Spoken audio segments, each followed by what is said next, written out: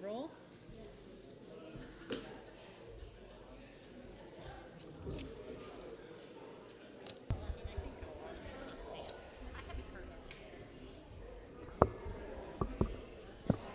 Bill, when I'm presenting, do I need to bring this down here?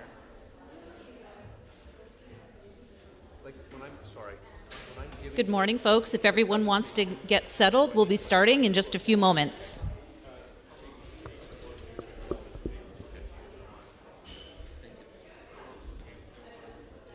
No, here, how about we take it out of here first?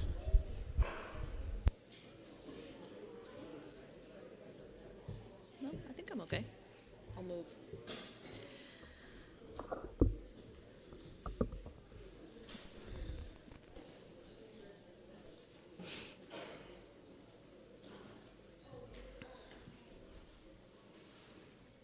Good morning.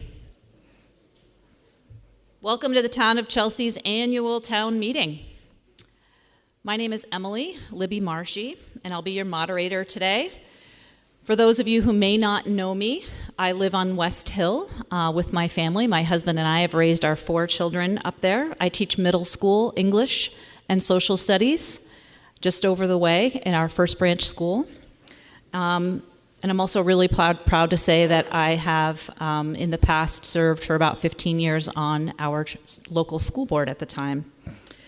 All that said, this is my first year in this role, so I'm going to ask you for a healthy dose of humor and forgiveness in advance of my duties today. Couple quick announcements. I want to remind everyone that polls are open until 7 p.m. tonight, so hopefully all of you here in the room have taken an opportunity to vote. Please do so before you leave, and please go out and make sure you spread that message among your neighbors, colleagues, and family when you leave here today. I'm going to go ahead and call the meeting to order.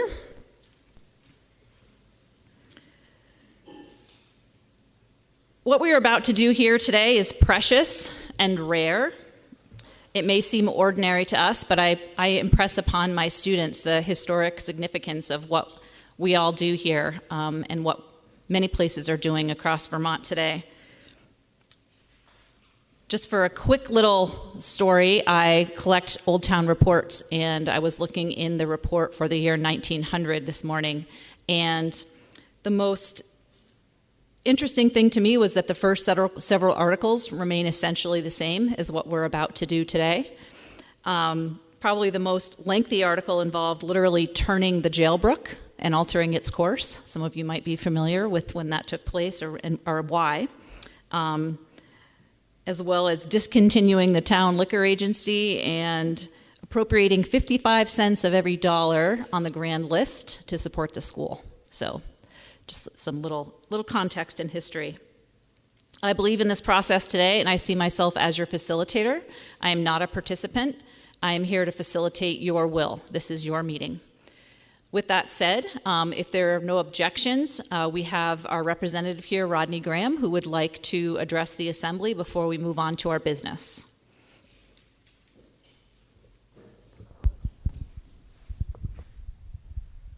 Good morning. As you know, through redistricting last year, our 6-town 2-member district was divided up into 2 single-member districts. And I am represented for Chelsea and most of Williamstown. And Carl Demro was elected to be representative for the other 4 towns.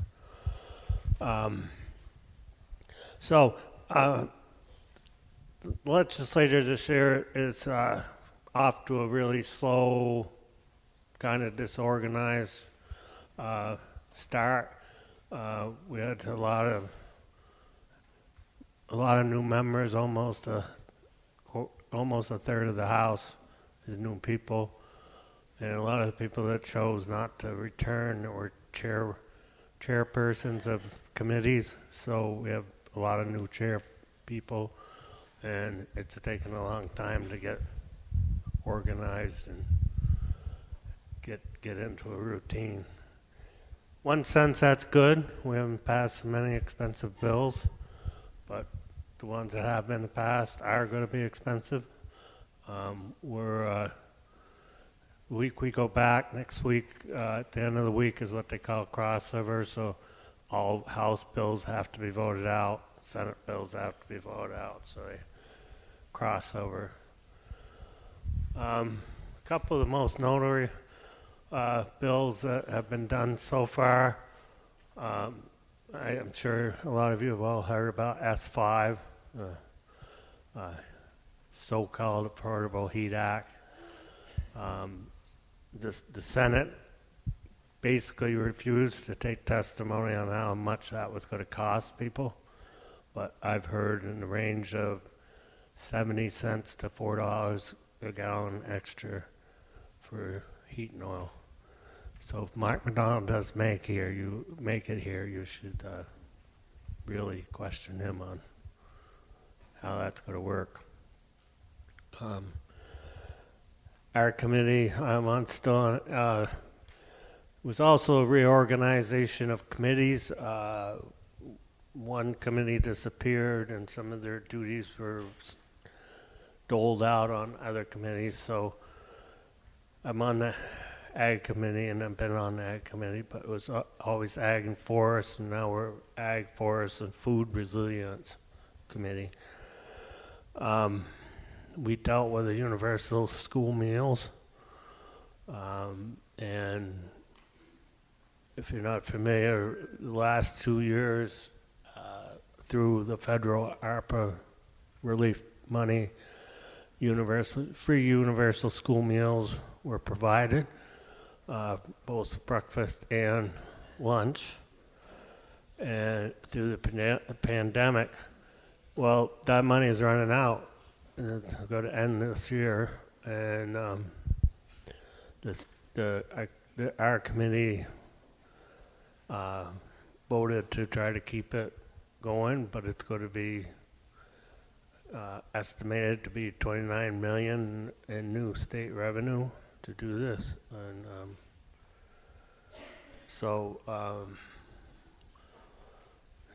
there's not a whole lot of other besides technical correction bills that have gone through yet. So, like I say, it's been really slow, so that's about all I got to report. If anyone has any questions.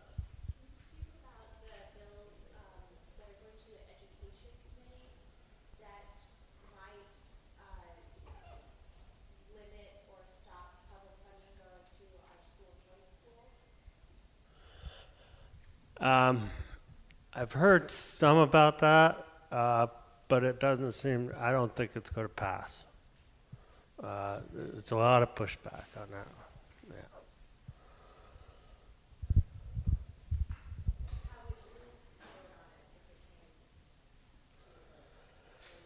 To remove the funding? I'd vote no, for sure. Any other questions? I thank you.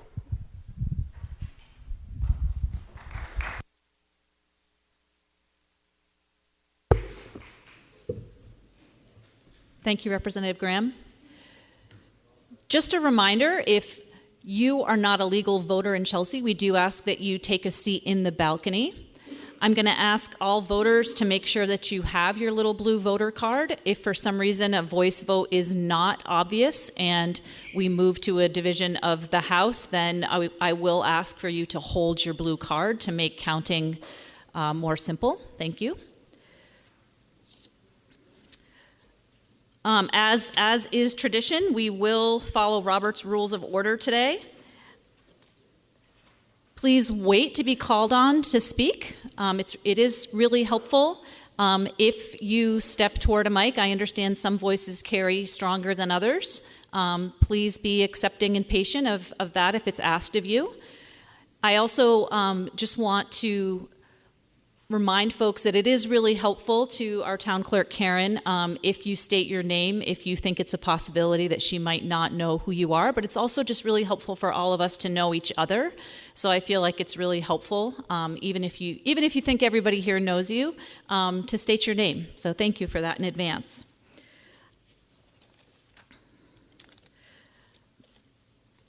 I'm assuming that everyone here has read the warning or has had access to the warning. I can ask the clerk to read the warning if you would like. Otherwise, unless there's no objection, I would propose that we waive the reading of the warning and proceed directly to our first article.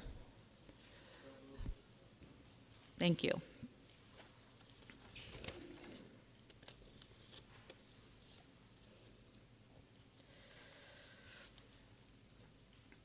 So we begin today with Article 2. Shall the town of Chelsea vote to raise, appropriate, and expend the sum of $2,000 for the support of the Chelsea Spotlight newsletter to provide services to residents of the town? Yes. Please, do we have a motion? Yes? Okay, moved by Chris Byrne. Is there a second? Second? Kate Lloyd. Look.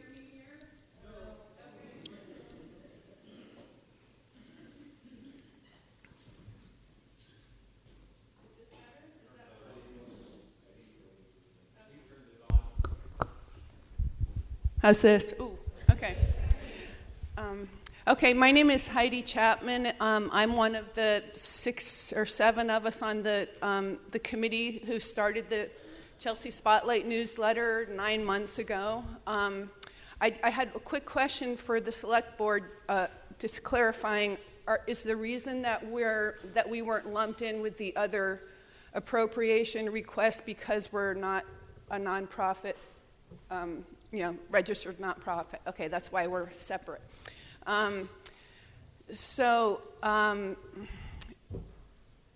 I don't think I have to explain what the Chelsea Spotlight is. I think everybody in here has seen it. But what you might not realize is that half of our small committee's time is spent not on content and getting the newsletter out, but like fundraising, because it costs quite a bit to fund the newsletter, about a little over $1,500 a quarter to mail and print.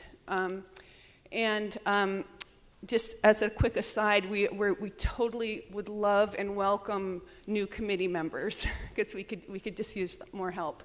But the reason that we're asking for an appropriation this year, and our committee does not expect or want to become an ongoing burden to taxpayers. We don't expect that this is going to be a regular stream of revenue for our newsletter, but we are asking for it this year because we just need help. We need to buy a little more time while we're getting our strategy together to fund it annually. And we're doing a lot.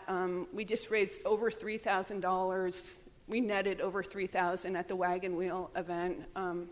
And we've gotten lots of reader donations from afar and locally. And what else was I going to say? Lisa, is there something else? The big thing is that we are applying for nonprofit status. And we've submitted that application, but it could be weeks and maybe months. Lisa says months before that's granted. But once we have that, we expect to be able to tap into some very real grant possibilities. So anyway, this is like what we're asking for this year. That's it.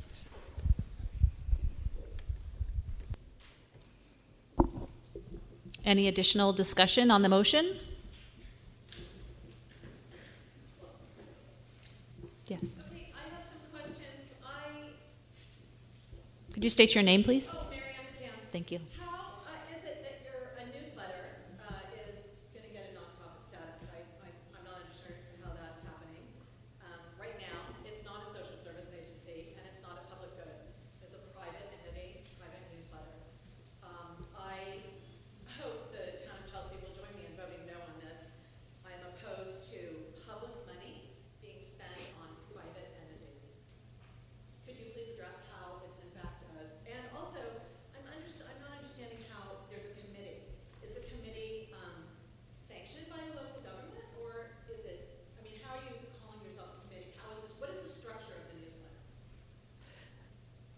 So just as a point of order, I'll ask you to address questions to me. Oh, sorry. Nope, no problem. I'm just trying to follow my handbook and do a good job today. And then we'll figure out if we have someone in the audience who can address the questions. Is there someone who'd like to share information regarding those questions?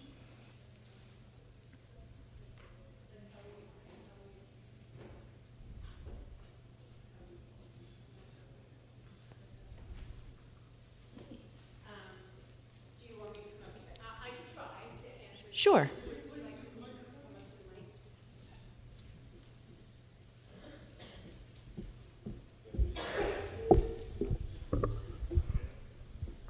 Hi.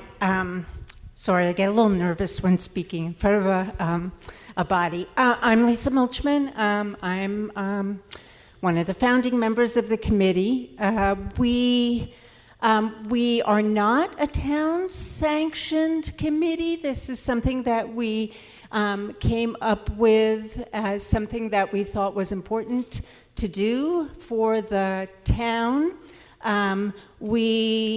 In order to provide information, but also to bring people together. We applied for a 501c3 under the 1023 easy form on the IRS, and we went through the requirements quite with a fine-tooth comb, and it appears that any organization that has the purpose of literary, providing information is welcome to apply for a nonprofit status through the federal government. We also at some point had talked to Mascoma Bank in terms of grants, and they also encouraged us to apply for a 1023 for the 501c3. So we have had some conversation, I believe, with the select board, just trying to figure out where we might fit into the scheme of town government. We had looked at fitting in under the Historical Society, and at this point, we're pretty much going forward just as our own entity. And as Heidi said, we don't anticipate asking for funds from the taxpayers, but just to kind of get us over the hump this year, to really get this launched, as we feel it's very important in our mission to make sure that everybody in Chelsea gets a copy, and that nobody doesn't get a copy because they're either not on the internet or they have other barriers. Marianne, do you have other questions? I don't know if I've answered. I don't believe that under the federal definition of what a social service agency is, that providing information or bringing people together actually falls under that. I think that newsletters traditionally have had a subscription model, and there's a reason for that. And the reason is only the people who want the newsletter get the newsletter. They have to ask. So this is just blanketing everybody. When something comes to my mailbox and I don't ask for it, it's junk mail. I burn it, I trash it, it's done. The ask is here is for the public to fund something that not everyone is asking for. So it's intrusive in that way, and I don't believe this is a social service agency or a public good. I think maybe you could, if you actually did get even if you did a nonprofit status, I don't think that's the same as social service agency or public good. But if you did get that, then maybe that might be more of a justification for public tax money being spent on this. And we're hoping that and I don't believe that you need to be a public good to get a 501c3. You just need to show that you're a nonprofit. But I believe that our intention is when that happens, then we will certainly not be looking to the town for any funding, because We have not been able to apply for certain grants because you need to be a 501c3 to apply for those grants. Okay, one more question. What is the intended use of the $2,000 that you would be asking? So it costs us between $1,500 and $1,600 to print and mail and issue. So that would kind of get us over the initial costs to do the first issue happened before we were able to really do any significant fundraising. So we're playing catch up. So this essentially funds one issue while we get caught up. I just wanted to comment that I do think that this to me seems like it's a public kind of art for the public good. And when you have, say, towns spending money on statues or murals and things like that, it's not always going to be to the aesthetic liking of everybody in that town. But there is a measurable and also lots of intangible benefits from having a community that has those kinds of things. So I feel like I'm happy to support the evolution of the newsletter, whether or not I think everything in it is amazing. I personally do, but I just think it's a great endeavor. I'm happy to see that you guys have taken this on, and I hope to see it grow and develop into your vision. Would you mind stating your name for the record? Christiane Gale. Thank you, Christiane Gale.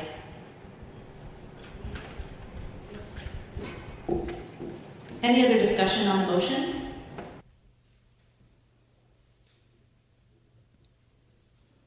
Okay. We have a motion on the floor to move Article 2. Shall the town of Chelsea vote to raise, appropriate, and expend the sum of $2,000 for the support of the Chelsea Spotlight newsletter to provide services to residents of the town? A yay vote is approving the $2,000. A nay vote is disapproval of that sum of money for the purpose of support of the Chelsea Spotlight newsletter. All in favor, please say aye. Aye. Any opposed? Nay. The ayes appear to have it. The ayes do have it. The motion has passed. The article has passed. Moving on to Article 3. Shall the town voters authorize the expenditures for the not-for-profit service agencies as recommended by the appointed select board in the amount of $14,240 as shown in the 2023 budget? The appropriations listed include a variety of nonprofits. If it pleases the Assembly, I will not read the entire list. Is there a motion on the floor regarding this article?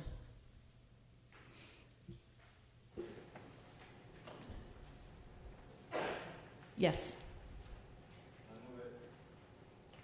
Is there a second? Moved by Chris Byrne, seconded by Mark Lemke. Is there any discussion on Article 3?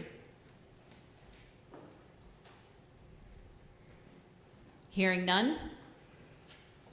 All in favor of this article as read, shall the town voters authorize the expenditures for the not-for-profit service agencies as recommended by the appointed select board in the amount of $14,240 as shown in the 2023 budget?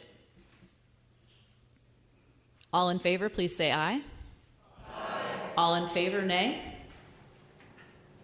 The ayes appear to have it. The ayes do have it. The article has passed. Article 4. To see if the voters shall approve the total general fund expenditures of $1,495,976, of which $1,205,000 shall be raised by taxes and $495,591 by non-tax revenue.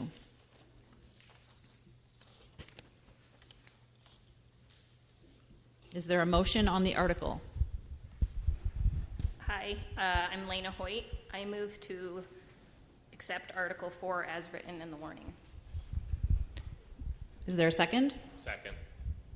Moved by Lena Hoyt, seconded by William Lyon. Is there any discussion on Article 4?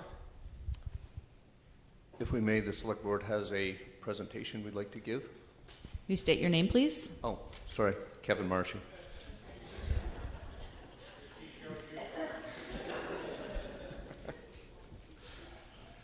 Good morning, everybody. The select board would like to just go through, hopefully everybody can see this, but if you can, I believe we left some handouts on the chairs. Just a few talking points. We wanted to give some highlights on the budget. I think it's worth mentioning before I get started that we, the board, I think are very unanimous in wanting to thank all of our town employees who stepped up in these unprecedented times. But specifically, we want to make sure we wouldn't be talking about this budget or sitting here today if it wasn't for Gail Durkee or Karen Lathrop.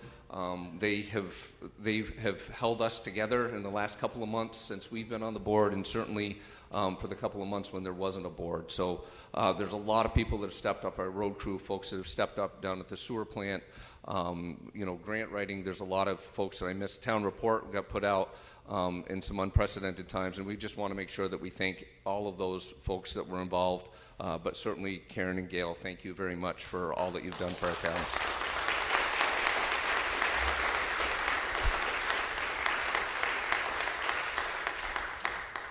So with that, I'm going to try to walk us through the budget highlights, and it's a good thing that Gail's sitting right over here so she can nod when I mess something up. What I was hoping to do is we would talk through the kind of the general operating budget. We can pause and answer any questions that folks might have there, and then we'll move on to the highway budget. And I certainly welcome any of my fellow board members if there's anything that they want to add as well as we go through this.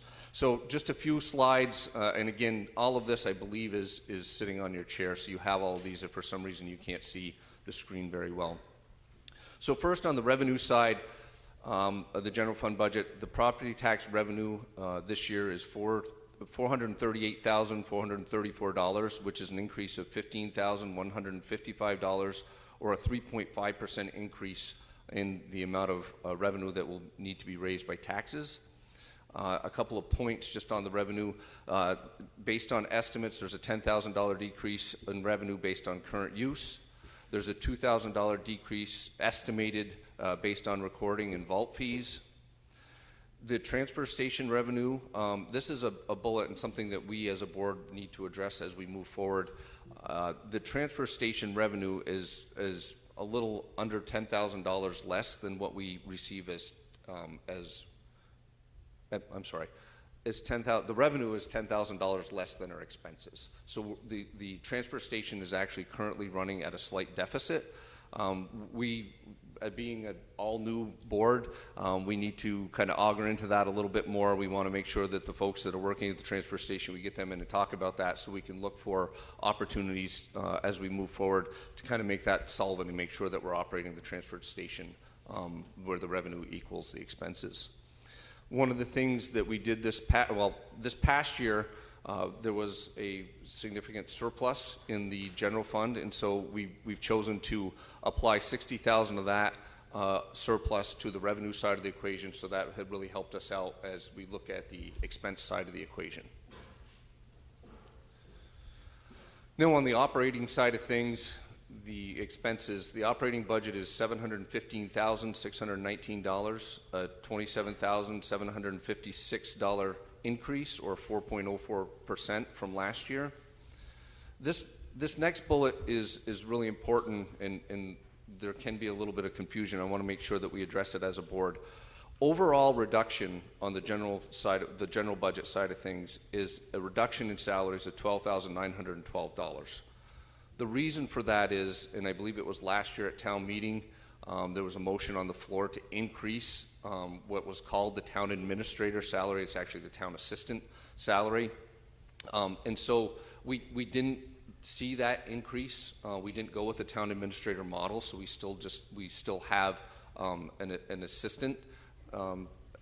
So there's a decrease there of $20,334. One of the things that the board has talked about and has budgeted for is that we do anticipate increase in salaries for town employees.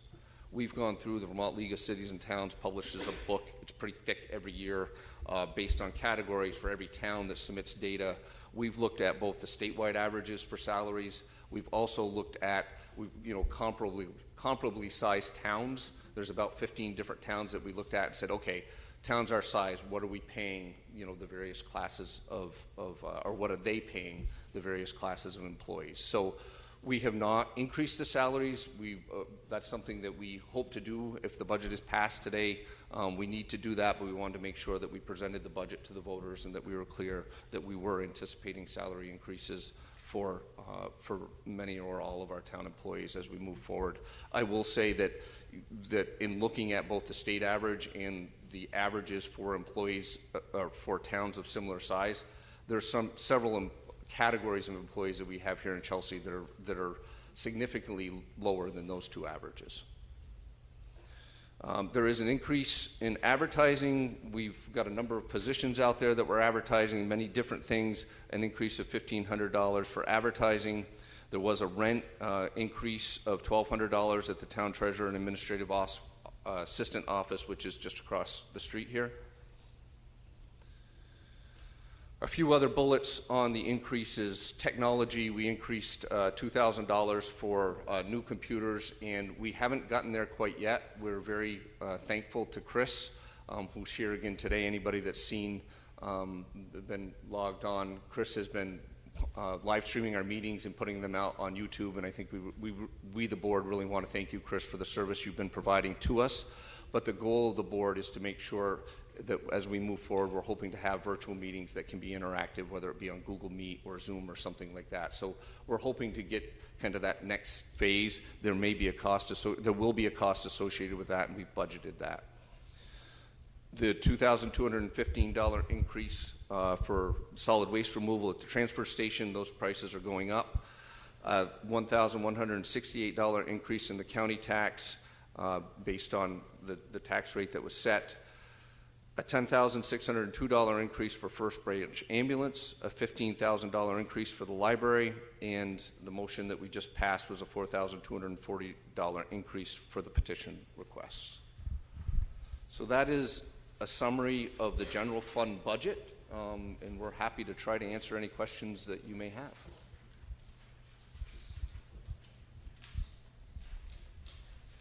Oh, whoops, it's not up to me. It's up.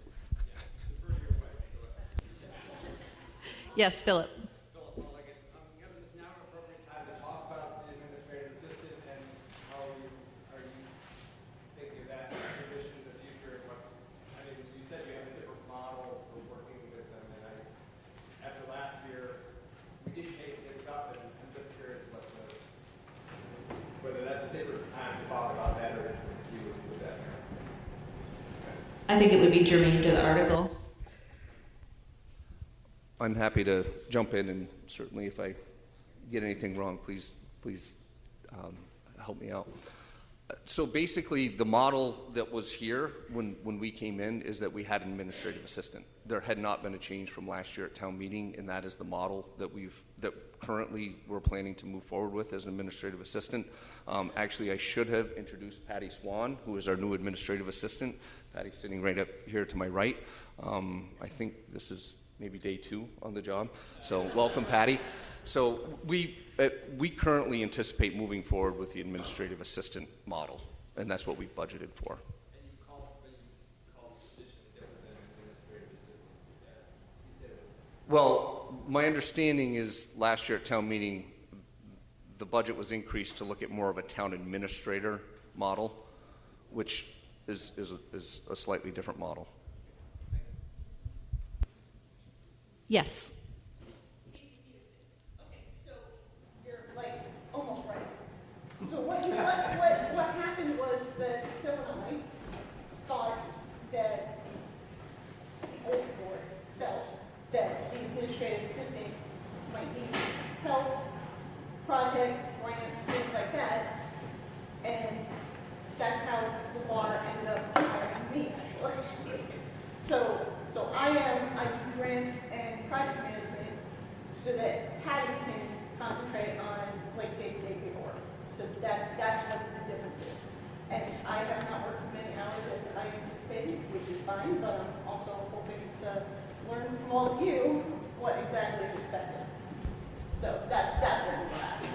Great. Thank you, Casey, for that clarification. And I should have prefaced everything I said by sitting here today, we've got a collective 9 months worth of experience on the board. So we're hoping to answer all your questions, but we might not get it exactly right the first time. We're still looking to be able to play the new board card. Yes, Keen. Frank Keen. I'd like to speak on the transfer station, if I might. I've talked about this before. First of all, I want to thank Snook and his helper. They do a fine job. I have no complaints there. But I've always felt that the bag fee should pay to take care of the transfer station. My feeling being that we pay the bag fee, but then we also pay something taxes. And I just have always felt, and I don't know if you allow out-of-town residents to come in, whether the fee should be different. That's something you need to handle, and I know that you've partially addressed it and said you will address it. But I just feel that, and I've always felt this way, that the bag fee should pretty much take care of the transfer station. Thank you. Thank you, Frank. And I would just, at one of our very first board meetings, different alternatives for the transfer station came up, and that was one of it, bag fee. There's different options that we really need to explore more before making a decision. So that's a good point. Thank you. Yes, Mr. Sanborn. Brian Sanborn. Have you ever took into consideration, and so on, seeing how that, if I believe right, when you take that stuff, or whoever takes it, there's also tipping fees and so on. They know how much it's going to cost to get that done, right? The container? Okay. So wouldn't it be feasible to put in a set of scales so that everybody comes, they weight is weighed, and it's so much, whatever that weight is, I grant you probably got to have a sort of a scale. Then you know how much you're collecting and so on. And the second thing that I had asked is, right now, we pay, as Mr. Keene said, a bag fee. I pay a drunk fee, but anyway, same difference. And it starts out with, I'm assuming, X number of dollars, and we collect X number of dollars at the end of 4 o'clock. Unless I am blind, which I am, I'm getting old and getting kind of senile, there isn't anything in the town report that rolls back to revenue that I could find. I'm not saying that it's not there. Maybe it's there and it's somewhere else. And do we have any idea of how many people, how many bags do we have, and count that against whatever the money is in there? If it costs money for us to get rid of it, then we ought to be checked, and I believe, in my opinion, the fair way is that set of scales. Everybody puts it on there. Okay, it's within 0 to $5 or 5 pounds or whatever. It's X number of dollars. All that way, everybody is paying the same.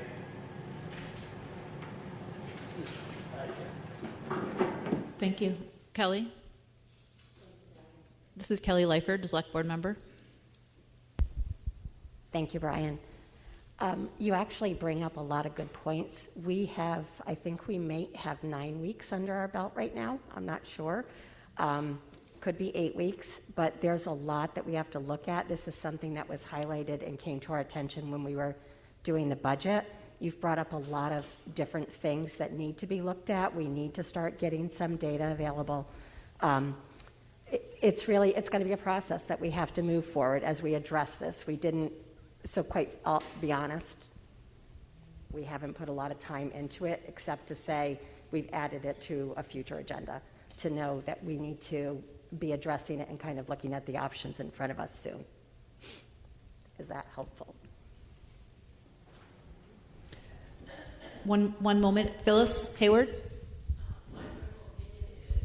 We're thankful to have transportation in our town. Many towns don't have it. You have to pay for much with trash all over the place. And I feel that the town ends up having to support that a little bit. I have no problem with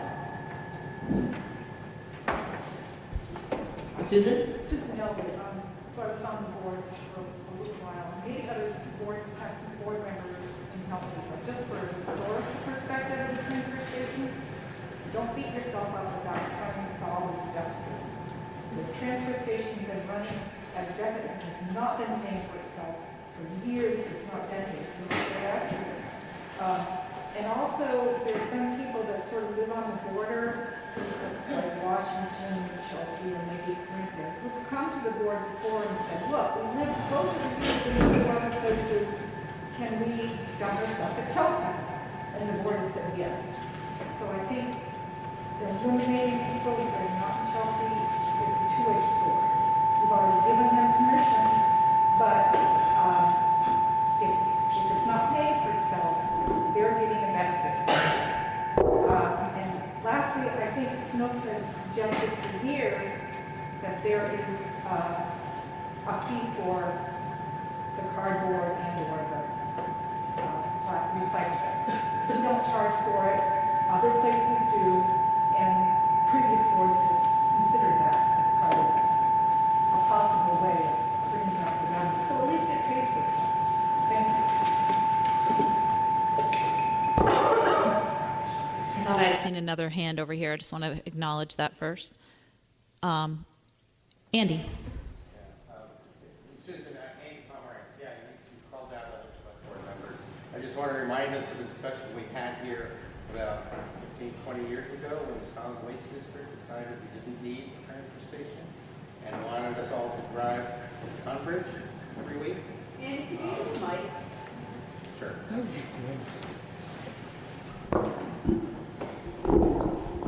So many years ago, 15 years or more, the Solid Waste District tried to close us down and have us all go to Tunbridge to bring our solid waste. And we had a discussion about that in various forums here in town meeting as well, where townspeople said, we're willing to subsidize with our tax dollars keeping our dump. It's important to us, as we all know, for a lot more than just getting rid of your garbage.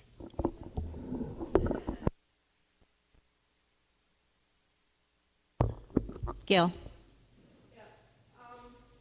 As far as like the recycling and stuff, we did put a notice up there at one point for people to make a donation, because we figured if we charge people, that we would see more garbage on the side of the road.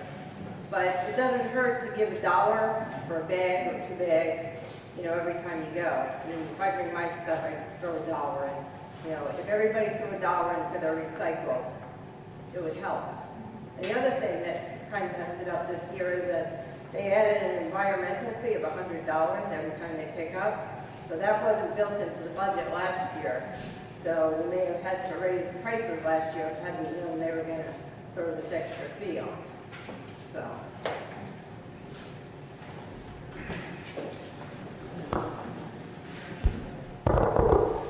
I just wanted to, Brian, I think you brought up the revenue side. If in the town report on page 11 under solid waste fees for 2022, the actual is $80,572. So that is the amount that we took in, I believe. Okay.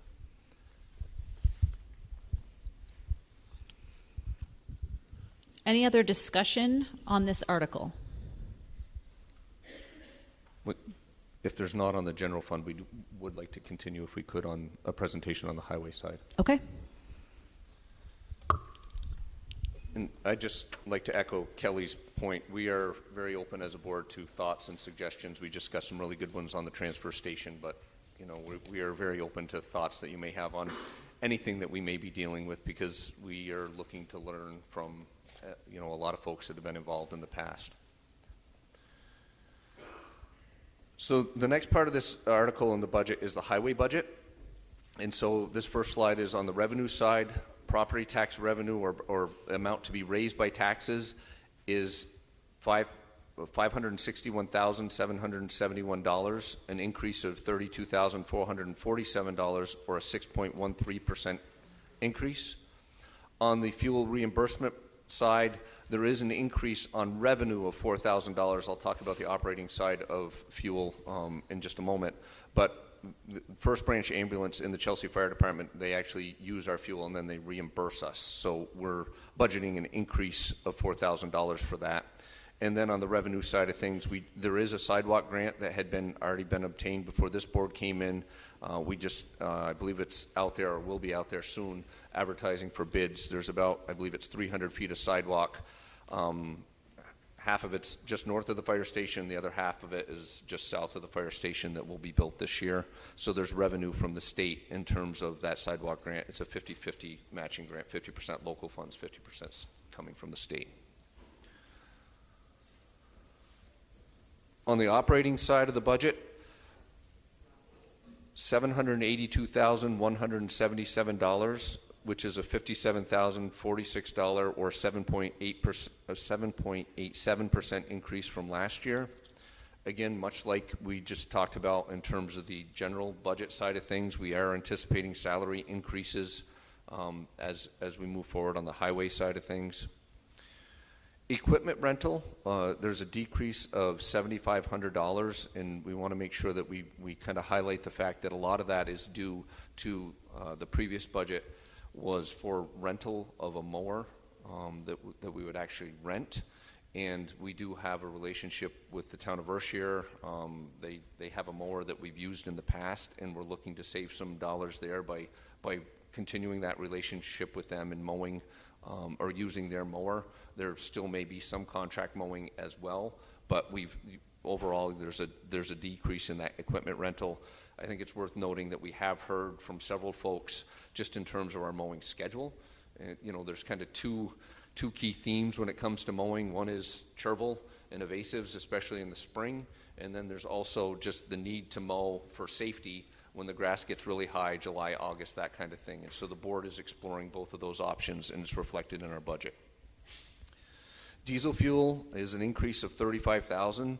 So last year the budget was $40,000 for fuel. We've increased it to $75,000 this year based on what we saw last year in terms of expenditures on the fuel side of things. So that's a really significant portion of that increase in the budget. We chose to increase the gravel budget by $10,000. We're planning for mud season to not be a thing this year, but no, I'm kidding.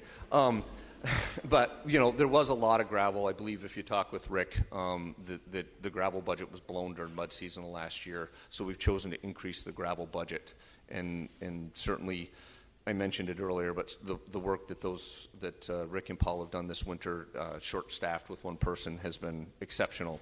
And please, if you see him around, he or Paul around town, make sure you thank them. Bridges and culverts is an increase of $6,000. There was $0 in the budget for 2022, but we look to whether it's some repair on some bridges or replacement of some culverts, we budgeted for that. And then an equipment payment is a decrease of $30,660, which I'm going to get it wrong. I forget which piece of equipment. The backhoe. So the backhoe is paid off. So we saw a decrease in the. Yes. One of the trucks. Okay, thank you, Gail. So there was a piece of equipment, one of the trucks was paid off, so obviously the budget was decreased based on not having that payment moving forward. And that's it for our budget presentation. I guess I would just offer to any of the other board members if I missed anything or if you'd like to add anything.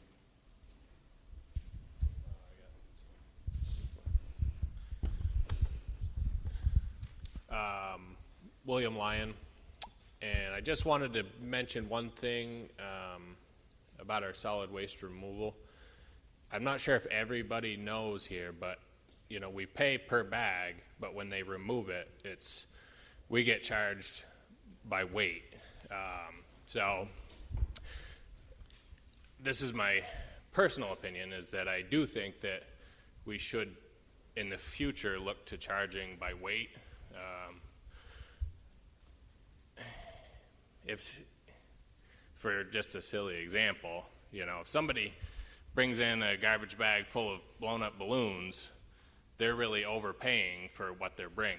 And, somebody brings in a bag full of cinder blocks, they're underpaying what they should be. And so I think if we move to paying for weight, things are going to be a lot more even, and we're not going to see that deficit. Not as bad.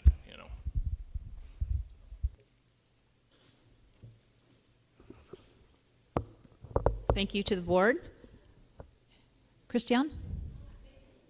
I was hoping we're going to have more talks about the transfer station in the future, but I'm just wondering if having scales, some places have two where you just drive out, weigh, and then unload, and then drive out, weigh, and you then determine how much rubbish you had. But if we have a scale up there, whatever we do to alter it that way,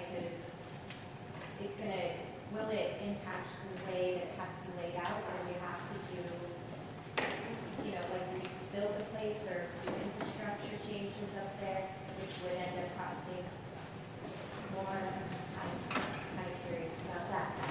Also, I don't know if you got my email. I work at the transportation smoke, and we both feel really strong that we need some kind of accounting system up there, and to go away from a cash system as well for lots of reasons. Any other discussion on this article? Yes. First, because we voted yes for the $2,000 for the spot limit, and we voted yes for the $14,240 for the association. So your number now is a total of $1,512,207. And I don't know how that affects those other two numbers, but at least that number has to change. But Gail should know. Gail? The 14,000 is in the budget. Oh, okay. Yes. All right. I looked at it. Okay. Yeah, Okay. right. So, but we do have to add that $2,000 to the bottom. Yeah. Yeah. Okay, so I'll entertain an amendment to the original motion. Yes. We did, so I don't know if we need to change No, it has to be added to the budget. the bottom line. It's not in the budget.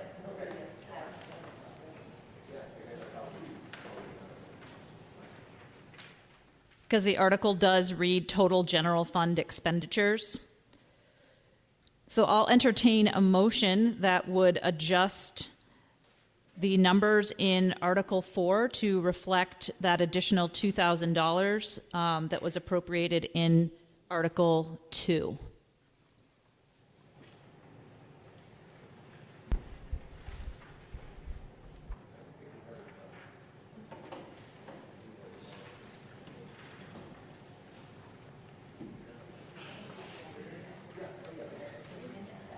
Yeah. I'm sorry. Mr. Keene. Before you do the amendment, could I just ask a quick question, and I'm the bad guy here and asking this? There's not currently an amendment on the floor, so discussion is still open.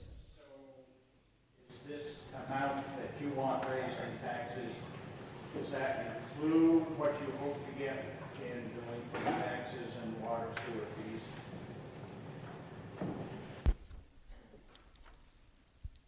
Gail?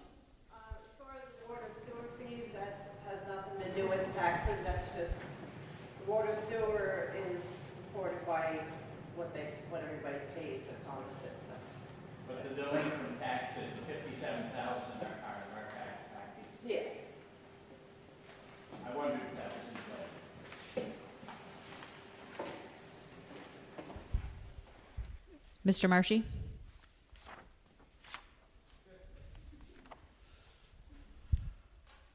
I'd like to propose an amendment under Article 4 that the general fund expenditures of $1,497,976, of which $1,002,205 shall be raised by taxes, and $495,591 by non-tax revenue.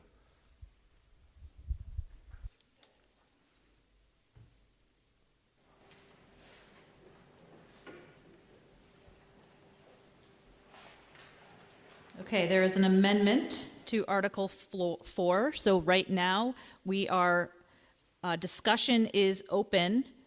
The amendment has been moved and seconded. Is there any discussion on this amendment? To be clear, we are adjusting the monetary figures in Article 4 to reflect an additional $2,000 that was appropriated from Article 2 to support the Chelsea Spotlight newsletter.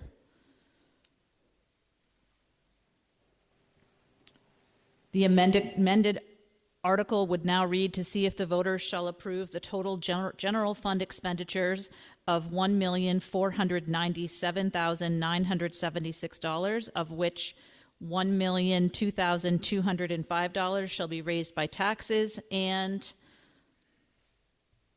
didn't quite catch the last number.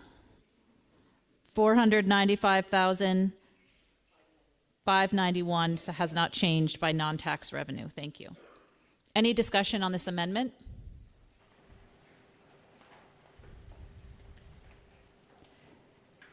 Hearing none. All in favor of this amendment to Article 4, say aye. Aye. Any opposed? The ayes have it. Article 4 has been amended. Now we are back to the motion on a new motion on the floor to move Article 4 as amended. Is there any discussion on this amended article? Yes. I'm going back to the public safety budget figure of the Orange County Sheriff's Department. I think everybody's aware that we've got a new sheriff in town, and he's having some troubles getting staffing. So apparently we have a contract with them this upcoming year of $12,500. So what is he going to be able to provide us with this amount of money? Has the board had a discussion with him about what services he's going to provide for $12,500? Mr. Marshall? We have not had a discussion with the Orange County Sheriff. The contract, I believe, Karen or Gail may I believe that contract had already been previously signed before we came in as a board.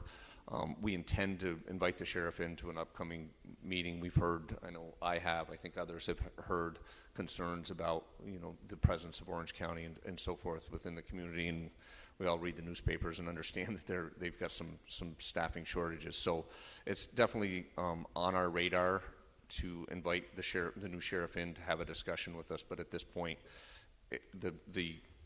my understanding is the contract and certainly the budget amount is the same as it was last year, and I believe the contract is very similar to has been in the past. So we see there being opportunities to review that and what our expectations are as a community based on that. And submitting their monthly bills, and have those been approved by law since you've been on the board? Yes, they have been. Yes, and we've been reviewing those orders and approving them as they come in. Yes. Provided service for the town of Chelsea. I don't believe there has been, but we haven't, of course, received the most recent bill yet.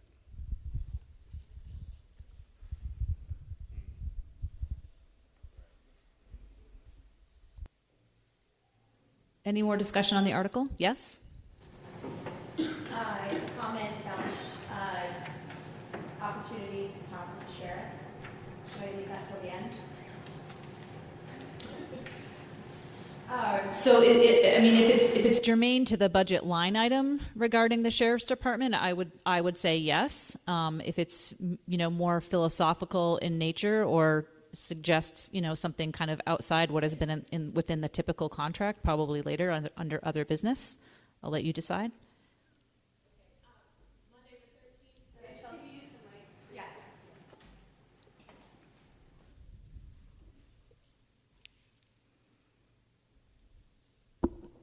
Monday the 13th at the Chelsea Grange at 7 o'clock. The new sheriff, George Contois, is going to be there taking public questions. It's a Q&A starting at 7 and going as long as it needs to go.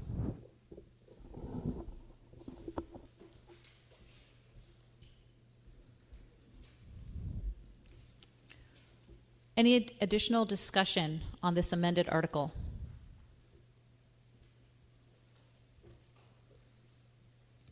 Hearing none. The amended article reads, to see if the voters shall approve the total general fund expenditures of $1,497,976, of which $1,002,205 shall be raised by taxes and $495,591 by non-tax revenue. All in favor of this article signify by saying aye. Aye. Any opposed? The ayes appear to have it. The ayes do have it. The article passes. Article 5, to see if voters shall place its tax bills in the hands of the town treasurer for collection. Is there a motion on this article? It's been moved and seconded. Moved by Philip Mulligan, seconded by Brian Sanborn. Is there any discussion on this article?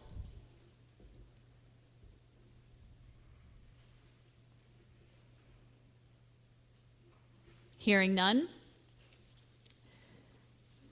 The article under consideration is to see if voters shall place its tax bills in the hands of the town treasurer for collection.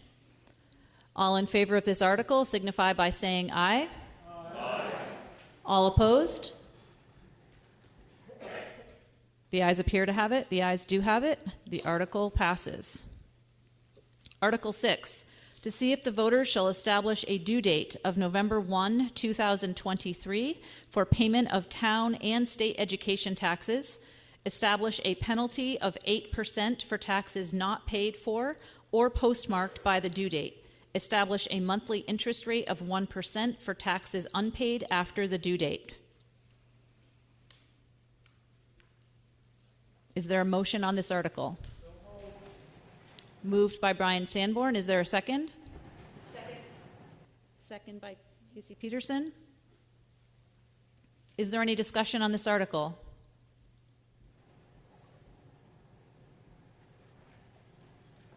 Hearing none. The article under consideration is to see if the voters shall establish a due date of November 1, 2023 for payment of town and state education taxes, establish a penalty of 8% for taxes not paid for or postmarked by the due date, establish a monthly interest charge of 1% for taxes unpaid after the due date. All in favor of this article signify by saying aye. Aye. Any opposed? The ayes appear to have it. The ayes do have it. The article passes. At this time, we've reached the conclusion of warned articles. Is there any other business proper to come before the Assembly? Yes. Why did we not recite the Pledge of Allegiance at the beginning of the meeting? That's a good question. I'm new. Karen had mentioned it. I think I got nervous. It's not necessarily part of automatic, town meeting proceedings. Thanks for the question, and I'll consider that feedback for next year. Mr. Keene? I'd just like to make in the town report a couple of corrections, actually not corrections, they're additions. On page 50, the place of burial Roberta J. Button, this is the place of burial was left down, that's Riverside. Mike Martin was left out, that is Highland. David Haywood was left out, that is Highland. And Eric Olson will be Riverside.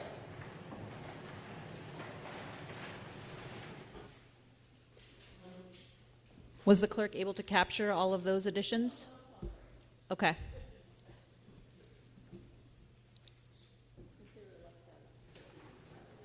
Right.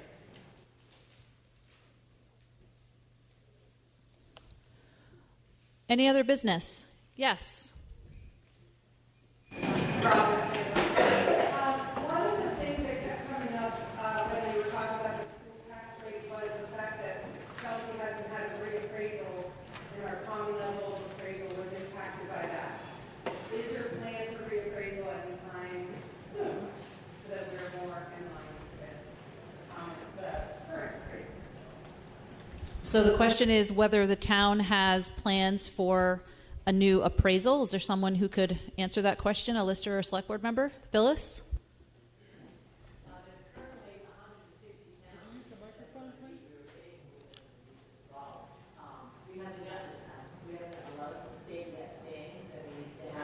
We do expect one to come in July, and we'll begin the process of reappraisal. How long that will take? Phyllis? Not everybody can hear you because you're underneath, so not everybody can hear you. I apologize. Yep, if you could step toward the mic, that would be really helpful.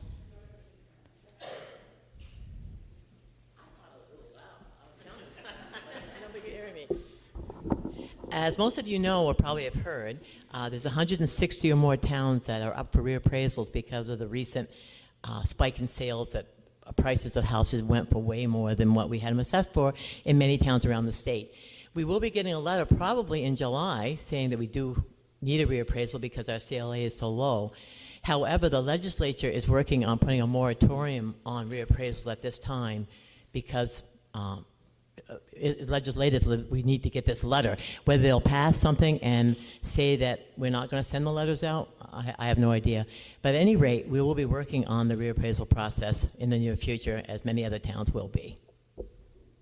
Anybody have any questions about that? Thank you, Phyllis. Any other business? Philip?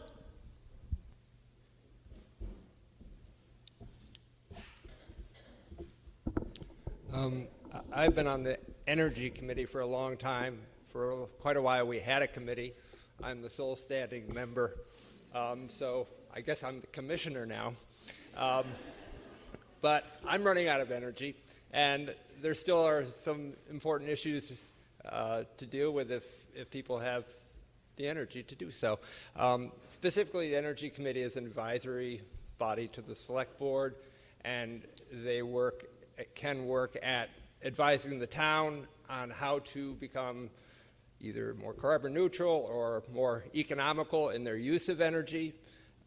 It also can be a public service endeavor where you help residents weatherize homes or change appliances and things like that. So it's for the common good of the town, municipally, and for all of us.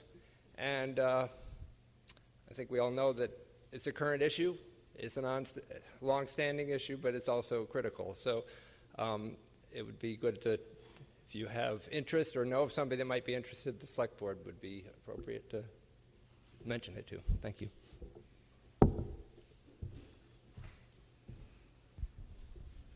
Any other business? Mr. Marshy?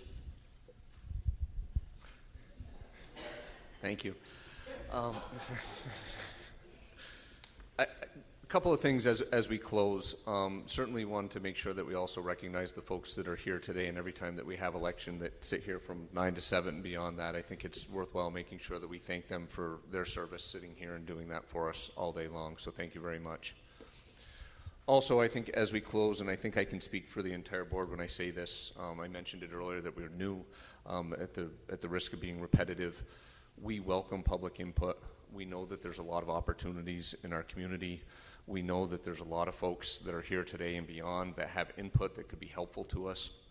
at our meetings so far, and we've had a fair number of them. We focused a lot on the budget, but we have not had a lot of participation. We are hoping to get it out there so that we can have more of a virtual interaction, but we would definitely encourage you. We want to make sure that we're getting your input. So if you have thoughts, we all have email addresses. I believe they're up on the town website. It's worth mentioning that we may be switching our town website provider due to costs, so there may be a slight downtime in the town website, but we're working on that. But so if you do see that, it will be a temporary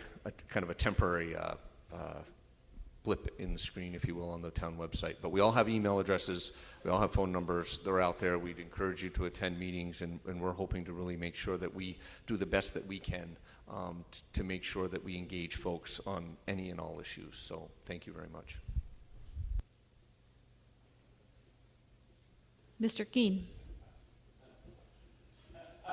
Philip brought this up. He's getting tired. Well, he's younger than I am. So I just wanted to say, Karen came to me or called me and said, you have to have, with this Australian ballot, you have to have a petition to run for cemetery commissioner. And I said, well, is there a petition to run from it? I too am getting tired. So 33 years, maybe I'll get in, maybe I won't, but I'm willing to do it again. But my point is, if there's any young people here that have an interest, I would really like you to think about it. I mean, it isn't that big a deal. It is and it isn't. But we need somebody who's willing to take over and do paperwork when people call, find graves, and this, that, guy. It's very interesting. It's been my pet for a long time. And I'm very serious about it. You all know that. And I'm just hoping maybe somebody will just come on board and give us a hand. Thank you. Any other business today? Yes, Robin. I just want to say I appreciate the members that stepped in to serve on the select board, and I'm excited that there's so many young people up there who, yes, Evan, young people who are interested in civic involvement, and very excited to see that our town is being sort of revitalized with that energy and volunteerism. And thank you very much for your service.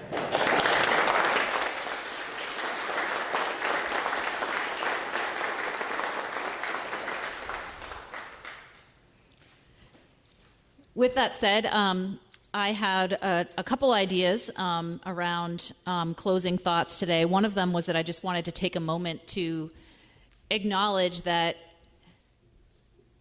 every year a few of our wisest and most seasoned neighbors aren't able to be here with us today, and we lose historic knowledge along with some really incredible community members every year.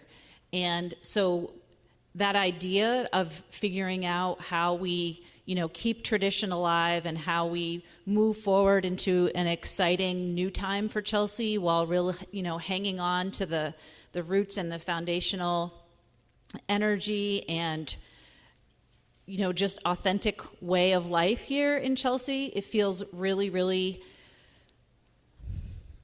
really timely. And as someone who's spending a lot of time with the young people in this community, I really welcome the opportunity to figure out how to get them into the community more with you and how to get you into the school more with them, because I think the more that we educate and empower our young people to have an understanding of what's going on in places like these gatherings, the more they're going to participate when they become 18. So rest assured, on that note, I'm going to make all of them watch the video from today's town meeting in the next week. So thank you very much for being here. If there's no other business to come before, I would entertain a motion to adjourn. It has been moved. Is there a second? Second. All in favor of adjourning, please signify by saying aye. Aye. Any opposed? Thank you very much and have a wonderful day. Don't forget to vote.